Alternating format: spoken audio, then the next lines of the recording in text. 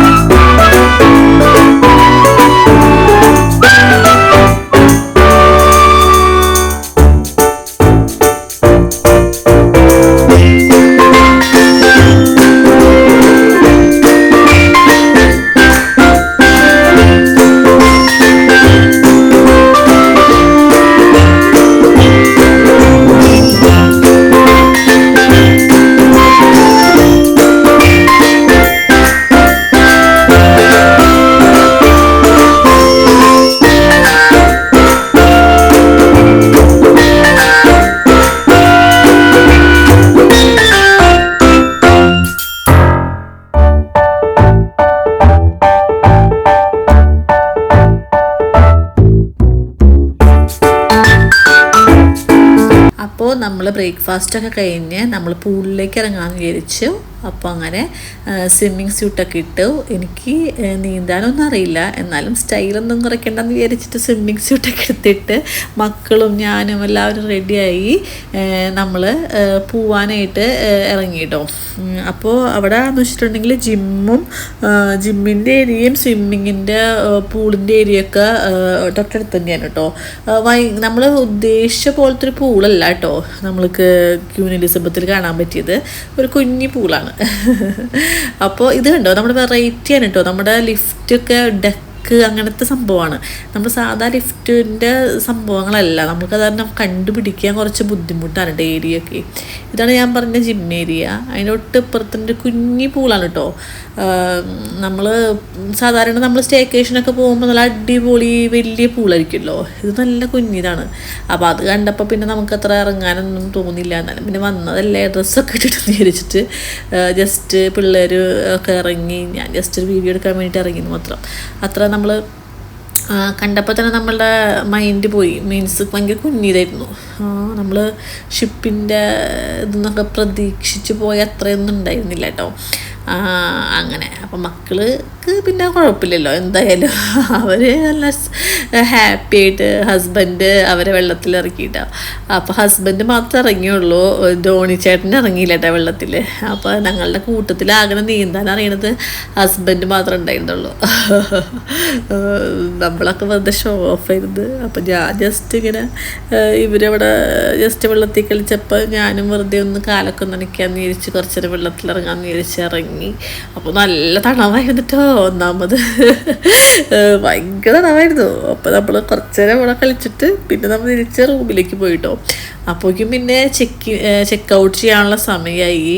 അങ്ങനെ നമ്മൾ അവിടെ നിന്ന് കുറച്ച് വീഡിയോസൊക്കെ എടുത്തതിന് ശേഷം പിന്നെ പോയി എല്ലാവരും കൂലിയൊക്കെ കഴിഞ്ഞ് നമ്മൾ റെഡി ആയിട്ട് പിന്നെ നമ്മൾ ലഞ്ച് കഴിക്കാൻ വേണ്ടിയിട്ട് പോയിട്ടോ റാവിസിലേക്ക്. നമ്മൾ ഇവിടെ ലഞ്ച് കഴിച്ചില്ല, നമ്മളിവിടെ നിന്ന് ബ്രേക്ക്ഫാസ്റ്റ് കഴിച്ച് പിന്നെ അങ്ങനെ വിശപ്പുണ്ടായില്ല. എന്നാലും പിന്നെ ലഞ്ച് കഴിക്കേണ്ട സമയമായപ്പോൾ നമ്മൾ ഇവിടെ നിന്ന് ചെക്കൗട്ടൊക്കെ കഴിഞ്ഞ് നമ്മളങ്ങനെ റാവിസിൽ പോയിട്ടോ. അപ്പോൾ നിങ്ങൾ ചെക്കൗട്ട് ചെയ്യണതിൻ്റെ കുറച്ച് വീഡിയോസൊക്കെ കണ്ടിട്ട് പോയോ കേട്ടോ. അവിടുത്തെ റിസപ്ഷൻ ഏരിയ അതൊക്കെ ഞാൻ എടുത്തിട്ടുണ്ട്, അപ്പോൾ അതൊക്കെ കണ്ടിട്ട് പോയോ.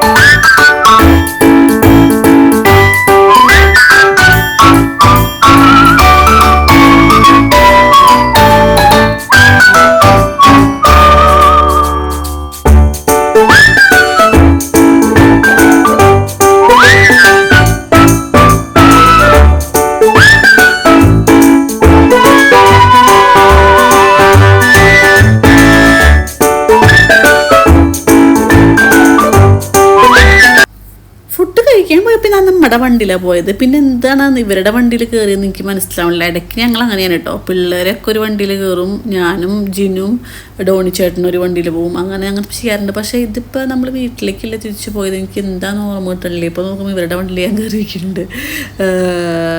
ബോയ്സ് ടീം അങ്ങോട്ട് പോയി, ഗേൾസ് ടീം ഇങ്ങോട്ടും വന്നു, അങ്ങനെ തോന്നുന്നുണ്ട്. അപ്പോൾ നമ്മൾ നല്ല അടിപൊളിയായിട്ട് എൻജോയ് ചെയ്തിട്ടോ സ്റ്റേക്കേഷൻ വിത്ത് ബർത്ത്ഡേ സെലിബ്രേഷൻ. അപ്പോൾ ഓക്കെ, ബൈ.